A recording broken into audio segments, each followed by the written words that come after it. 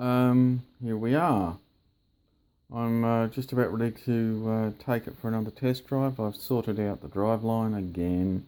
Hopefully I've got it right this time, and hopefully it will be nice and smooth. But I've also replaced all the exhaust gaskets, so it sounds a lot nicer. Let me just fire her up.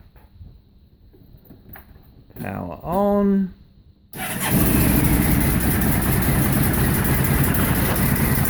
There she is. I'm quite happy with that. Sounding nice.